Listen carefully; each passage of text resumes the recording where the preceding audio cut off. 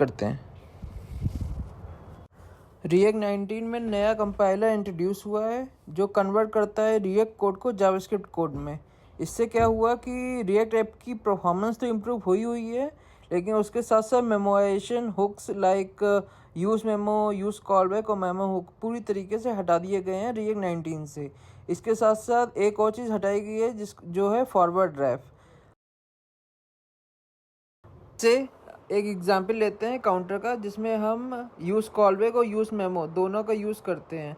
इसमें हम पुराने तरीके से यूज़ कॉलबैक और यूज़ मेमो का यूज़ करके काउंटर का एग्जांपल इम्प्लीमेंट कर रहे हैं। रिएक्ट 19 में अब मेमोराइजेशन का कोई यूज़ नहीं है, इसको पूरी तरीके से रिएक्ट 19 में हटा दिया गया है। तो अब हम यूज़ कॉलबैक और यूज़ मेमो का यूज़ रिएक्ट 19 से नहीं करेंगे। अब हम डायरेक्टली काउंट और सेट काउंट डायरेक्टली यूज़ कर लेंगे without use callback and use memo. इसके बाद हम और रिएक्ट 19 में 3 नए हुक्स आए हुए हैं: use transaction, use form status, use optimistic. पहला हुक है यूज़ ट्रांजेक्शन।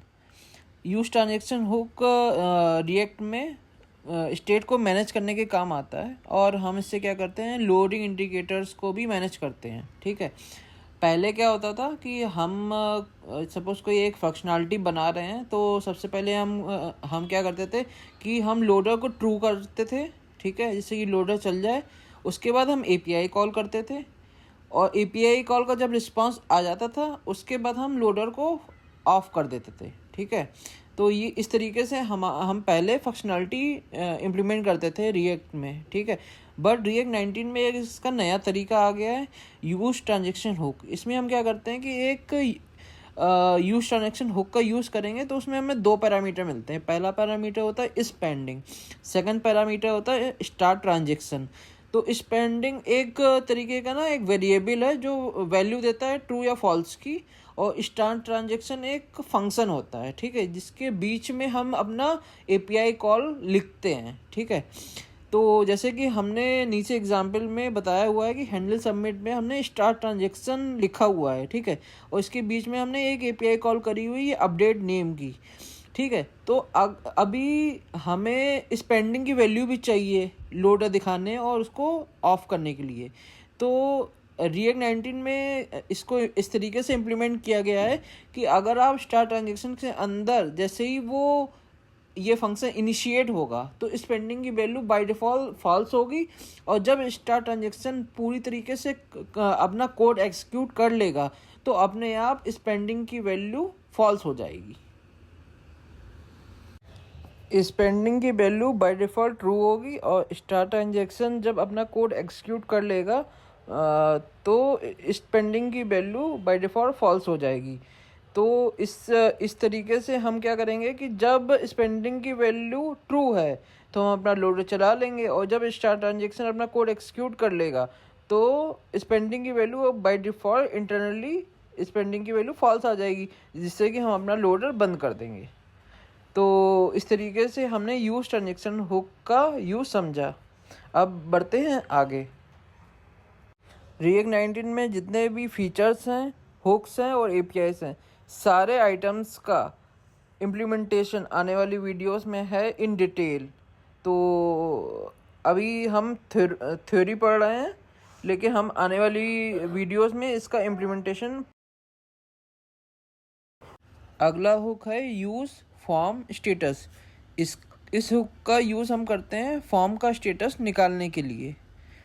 जैसे हम किसी कंपोनेंट में हैं और उस कंपोनेंट में हमने एक डिज़ाइन बटन सपोज़ एक कंपोनेंट यूज़ किया हुआ है। ठीक है, तो मुझे उस फॉर्म का स्टेटस ना इस कंपोनेंट में चाहिए, तो मुझे क्या करना होगा, यूज़ फॉर्म स्टेटस हुक के थ्रू हम उस फॉर्म का स्टेटस निकाल सकते हैं, एक्सट्रैक्ट कर सकते हैं, और अपनी बटन में या किसी और लोडर या किसी और चीज़ में लगा सकते हैं एज़ पर आवर रिक्वायरमेंट।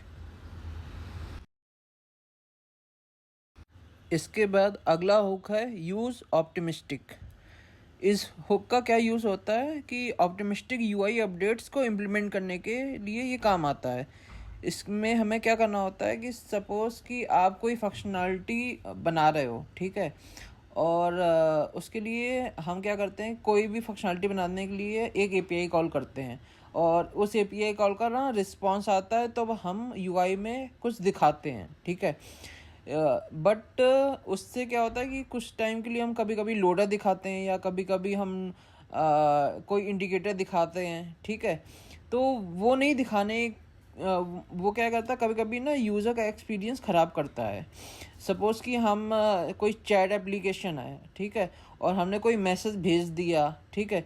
तो एक्चुअल में क्या होगा, वो मैसेज को जब हम सेंड करेंगे तो वो मैसेज जाएगा बैकएंड पे, और बैकएंड में जब वो सेव होगा उसके बाद रिस्पॉन्स आएगा। तो तब इतने टाइम के बीच में हम क्या करेंगे कि लोडर दिखाएंगे, लेकिन एक्चुअल में वहाँ पे लोडर नहीं दिखाना है, वहाँ पे हमें दिखा देना है कि ये चीज़ सेंड हो गई है, ठीक है। तो ये चीज़ इस चीज़ को दिखाने के लिए हमें एक हुक इंट्रोड्यूस हुआ है रिएक्ट 19 में, यूज़ ऑप्टिमिस्टिक। इसमें क्या होगा कि जैसे ही हम कोई एक्शन परफॉर्म करेंगे यूआई में, तो इमिडिएटली यूआई में वो जो एक्शन हमने परफॉर्म किया है तुरंतली उसको दिखा देंगे, ठीक है। और उसके बाद हम एपीआई हिट करेंगे और जब रिस्पांस आएगा सर्वर का तो हम अपना फ्रंट एंड पे जो डाटा होगा उसको रिप्लेस कर लेंगे। तो मोस्टली ये हुक रियल टाइम एप्लीकेशन में यूज़ होता है, जैसे कि चैट एप्लीकेशन हो गई, लाइक हो गया, कमेंट्स हो गया, जिसमें हम कोई चीज़ सेंड कर देते हैं और बैकएंड का रिस्पांस का वेट ना यूज़र को नहीं पता चलने देते हैं। तो उस केस में हम इस तरीके के हुक को यूज़ करेंगे। आगे बढ़ते हैं और देखते हैं कि रिएक्ट 19 में एक एपीआई इंट्रोड्यूस हुई है जिसका नाम है यूज़ एपीआई, ठीक है। ये क्या करती है, ये एपीआई कोई भी प्रॉमिस को रीड कर सकती है, ठीक है। तो हम इस एपीआई के थ्रू किसी भी प्रॉमिस को रीड करके उसकी वैल्यू को एज ए रिजॉल्व करके एक वेरिएबल में सेव कर सकते हैं। जैसे प्रॉमिस रिजॉल्व या रिजेक्ट होती है ना, तो उसका जो आउटपुट होता है तो उसको हम एक वेरिएबल में डाल लेते हैं ना। तो सिमिलरली यूज़ एक तरीके की एपीआई है जिसमें हम प्रॉमिस पास करते हैं और ये हमें आउटपुट में क्या करती है, उसको रिजॉल्व करके दे देती है। जो भी इसका आंसर होता है, जो भी इसका आउटपुट होता है, वो हम एक वेरिएबल में सेव कर लेते हैं। जैसा कि नीचे दिए गए सिंटेक्स में दिखाया गया है कि कमेंट्स एक वेरिएबल है और कमेंट्स प्रॉमिस को इसने रिजॉल्व किया हुआ है, ठीक है। तो इस कमेंट्स की जितने भी कमेंट्स हैं, जो कमेंट्स प्रॉमिस से आए हुए हैं, वो सारे एक कमेंट्स के वेरिएबल में सेव हो गए हैं।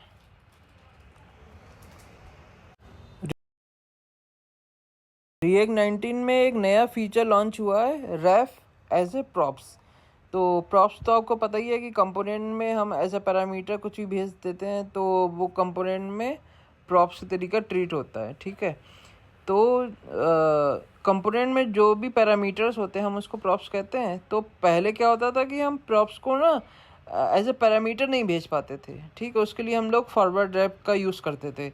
तो अभी फॉरवर्ड रैप को हटा दिया गया है और अब हम लोग रेफरेंस को एज ए पैरामीटर भी भेज सकते हैं, ठीक है। जैसे कि नीचे वाले सिंटेक्स में दिखाया गया है कि माई इनपुट एक कंपोनेंट है और इसमें पहला पैरामीटर है प्लेस होल्डर और सेकंड पैरामीटर है रेफ।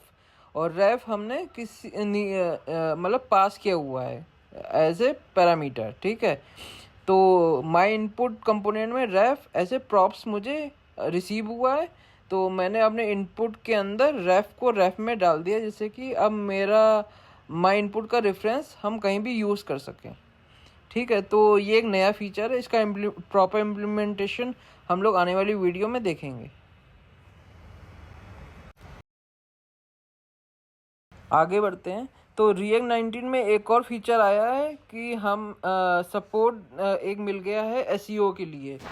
तो ये क्या है कि पहले हम क्या करते थे कि जब भी हम कंपोनेंट बनाते थे तो उस कंपोनेंट में हम पर्टिकुलर कंपोनेंट के लिए ना एसईओ नहीं कर पाते थे रिएक्ट में, क्योंकि वह एक सिंगल पेज एप्लीकेशन है। तो हमारी जितनी भी SEO Meta data title descriptions जो भी थे ना, वो सारा कुछ हमें index.html में ही करना पड़ता था, लेकिन हम पेज लेवल पे नहीं कर पाते थे।